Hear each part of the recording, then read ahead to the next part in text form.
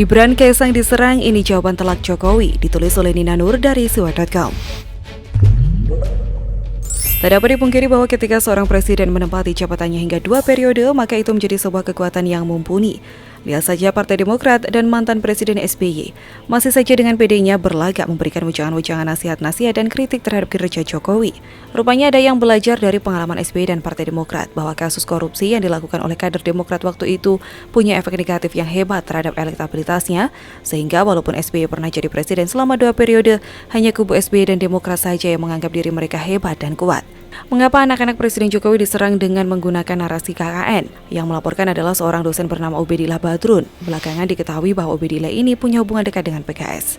Bahkan 2 hari sebelum melaporkan Gibran dan Kaesang ke KPK, Ubedillah mengendorse Rizal Ramli sebagai tokoh yang paling tepat jadi Presiden 2024. Kalau sudah ketahuan begini sih, apa kita patut mempercayai laporan Ubedillah ke KPK? Sementara dia sendiri mengakui kesulitan mencari bukti atas laporannya. Bukti yang dia pegang justru dari pemberitaan media. Kita pun semakin paham bahwa target sesungguhnya adalah Presiden Jokowi sebagai tokoh yang paling kuat pengaruhnya dan kerap disebut sebagai penentu hasil Pilpres 2024.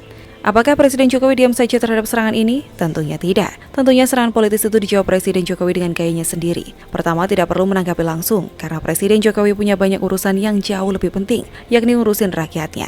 Kedua, menyerahkan pada lembaga sesuai dengan tupoksinya. Dalam hal ini ya KPK. Lawang baik Gibran maupun Kaesang juga menanggapinya dengan santai. Kalau mau dipanggil KPK mereka siap, dan kalau memang salah ya dibuktikan saja. Sama sekali tidak memperlihatkan kepanikan dan ketakutan. Apalagi pakai taktik playing victim. Malah pelapornya yang nampak panik dan playing victim.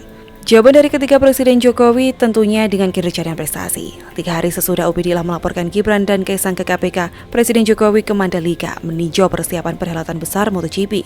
Seperti yang sudah diberitakan bahwa tiket termahal MotoGP di Mandalika seharga 15 juta rupiah sudah habis terjual. Kuota 900 tiket termahal itu ludes hanya dalam beberapa jam saja. Rakyat melihat bahwa proyek besar sirkuit Mandalika bukan sekedar angan-angan yang mangkrak, melainkan hasil kerja nyata yang membawa dampak ekonomi positif buat rakyat dan negara ini.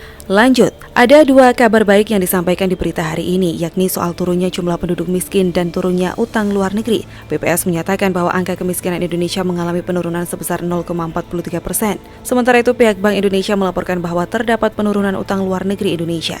Sebelumnya, Menkeu Sri Mulyani menegaskan bahwa Indonesia mampu bayar semua utang luar negerinya.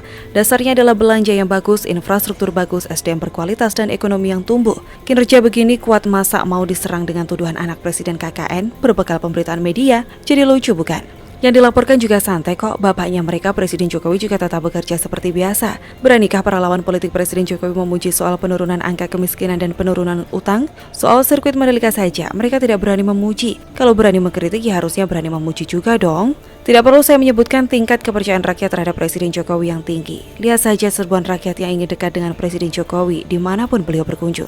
Sudahlah, akui saja, Presiden Jokowi memang seorang pemenang.